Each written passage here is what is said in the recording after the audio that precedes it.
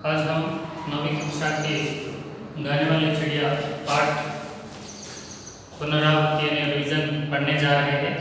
इसमें हम just revise करना क्या क्या सीखे हैं उसके बारे में इस बार जानकारी प्राप्त करेंगे। अब जानते हैं गाने वाली चिड़िया।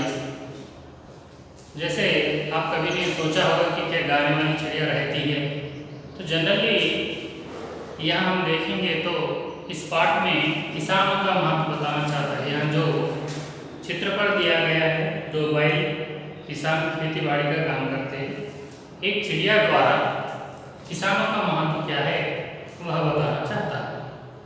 चलिए जानते हैं हम।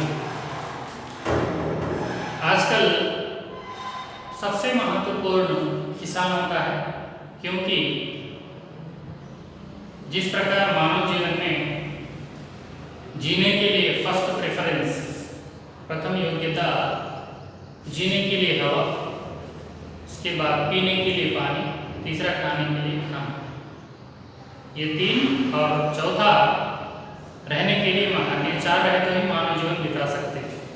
उसी के आधार पर जो तीसरा जो है, पहली हवा जीने के लिए, दूसरा पानी, तीसरा खाना।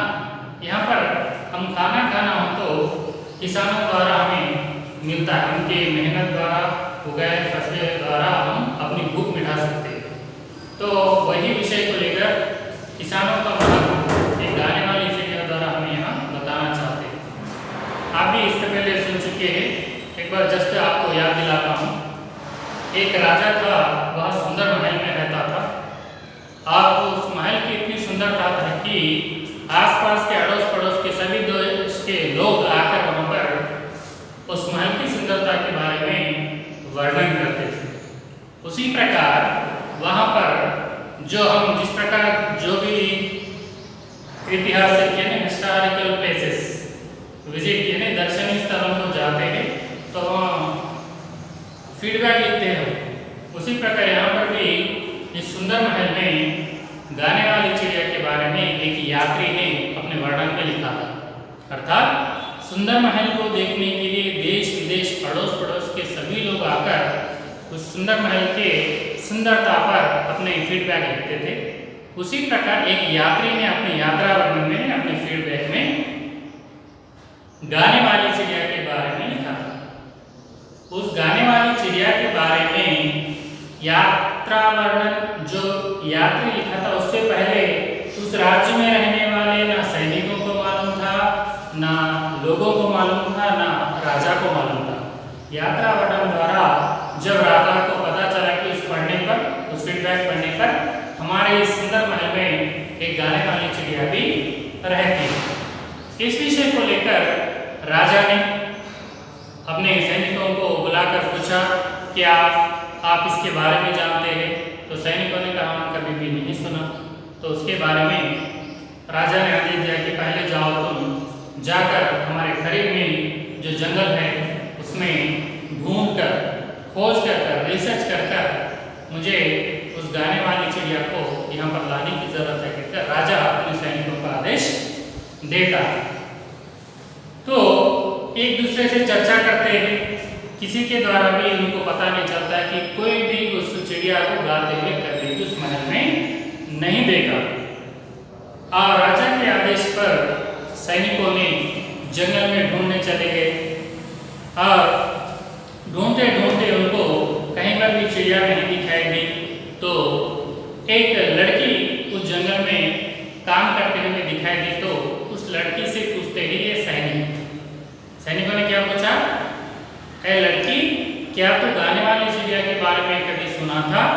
तो उन्होंने कहा, उस लड़की ने, हाँ मैं जानती हूँ, वो गाने वाली चिड़िया हमारे सुंदर महल में रहती है। हाँ सर, इस जंगल में, सुंदर जंगल में रहती है। और वह चिड़िया हम जैसे काम करने वाले मजदूर मीन्स लेबर्स, मजदूर यानी लेबर, किसान यानी फार्मर्स, यानी जंगल में काम करने वाले मजदूर और किसानों को दिन भर काम करते हैं तो उनकी थकान दूर करने के लिए वह अपना सुंदर सा गाना सुनाती है, कहकर उस लड़की ने किससे कहा था? सैनिकों से कहा। तब सैनिकों ने इस विषय को जानकर बहुत खुश हुए और उसकी पूरी जानकारी प्राप्त की कि क्या क्या करती है, कैसे करती है। लड़की ने बताया कि जब हम दिन भर काम कर कर घर को लौटते हैं यानी वापस होते हैं, रिटर्न बैक टू होम, रास्ते भर वह अपना गाना सुनाकर हमारी थकान मीन्स टाइटनेस। आप भी जानते हैं कि संगीत एक मनोरंजन साधन है। जब भी आदमी कुछ डिप्रेशन में हो, कुछ अपने मन पर ज़्यादा प्रभाव हो तो गाने सुनते हैं। ऐसे परिस्थिति में हम भी जो काम कर आते हैं तो वह अपना गाना सुनाकर हमारी थकान को दूर करती है। इसी प्रकार चिड़िया ने बताया। तो लड़की ने सैनिकों के अनुरोध यानी रिक्वेस्ट पर लड़की ने चिड़िया को आवाज़ दी यानी बुलाई और अनुरोध किया कि ऐ सुंदर चिड़िया, तुम्हारे इस सुंदर गाने को हमारे राज्य के राजा सुनना चाहते हैं, कल आप राज दरबार में उपस्थित हो जाइए कहकर पूछा। तो चिड़िया ने मान ली। अगले दिन मीन्स नेक्स्ट दिन वह चिड़िया राज दरबार में उपस्थित हुई और उसकी वास्तव में चिड़िया बात करते करते कहा कि मुझे तो सचमुच में इस मजदूर और किसानों को गाना सुनाने में ही बहुत मज़ा आता है, इसलिए मैं तो इस जंगल में रहकर ही सुनाना चाहती हूँ मजदूरों और किसानों को। लेकिन आपके अनुरोध पर जो राजा ने जो मुझे रिक्वेस्ट किया उसके आधार पर मैं ज़रूर कल आपके राज दरबार में आऊँगी कहकर चिड़िया उसको बात दी, प्राण दिए यानी प्रतिज्ञा की, प्रॉमिस की। अगले दिन दरबार हुआ, लड़की सहित सभी उपस्थित थे। तो तभी उड़ती हुई चिड़िया वहाँ पर आवाज़ देते हुए आ गई और राज दरबार में उसका उपस्थित हो गया। यानी जो बात दी थी अगले दिन उड़ते हुए चिड़िया राज दरबार में आती है। उस राज दरबार में सभी लोग सैनिक राजा सभी उपस्थित है ना, प्रेजेंट रहते हैं और उस चिड़िया के इंतजार के लिए ठहरे थे। इतने में ही चिड़िया आ गई। उसका गाना सुनकर सभी लोग बहुत खुश हुए कि इतना अच्छा गाए कि हर एक के मन को मोह लिए ने, हर एक को अट्रैक्ट करके इतना सुंदर गाना वह गाए थे। और राजा तो बहुत खुश हुआ, आंखों में से खुशी के आंसू भी आने लगे। आप भी जानते हैं बहुत खुश होने पर हमारे आंखों से आंसू मीन्स टीयर्स, यानी रोना नहीं, यहाँ पर खुशी के आंसू। जब हम ज़्यादा खुश होते हैं, सरप्राइजेस होते हैं, ऐसी परिस्थिति में हमें आंखों से आंसू आते हैं। उसी प्रकार यहाँ पर राजा के आंखों में आंसू आने लगे। इस आंसुओं से देखकर पता चला कि वह कितना सुंदर गा चुकी। यह पहले दिन उपस्थित होकर यह परिस्थिति राजा के सामने वह लाई है और प्यारी चिड़िया यानी उसके गाने को सुनकर खुशी के आंसू बहने लगे।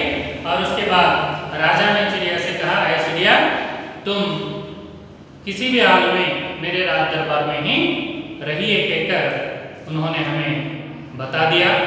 और बताने के बाद राजा की बात सुनकर चिड़िया क्या कही है हम आगे देखेंगे। क्या कहा राजा ने, तुम जो मांगेंगे हम तुम्हें अरेंज कराएंगे। तो राजा ने उसे ऑफर बता दिया। चिड़िया बोली, महाराज मैं आपके पास रहूंगी, मैंने आपकी आंखों में खुशी के आंसू देखे हैं।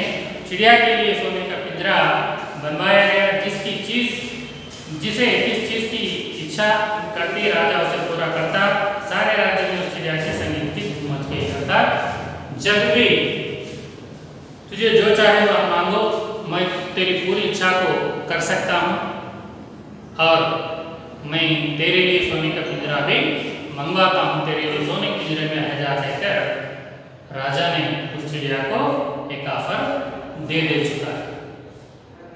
और आगे क्या हुआ, एक दिन चिड़िया तो खेतों में मेहनत करने वालों की बहुत दिनों के बाद उस माल में रहकर, उस पिंजरे में रहकर, पिंजरे में पूरे पैकेज हो गई थी, वो उड़ने आता ना फिरने आता, तो उसमें अपने आप को दुखी महसूस कर रहते उसी चिड़िया को कुछ दिनों के बाद किसानों को और मजदूरों को यानी जो जंगल में खेती बाड़ी का काम करते थे उनकी याद आई और उनके पास जाने के लिए वह सोचने लगे।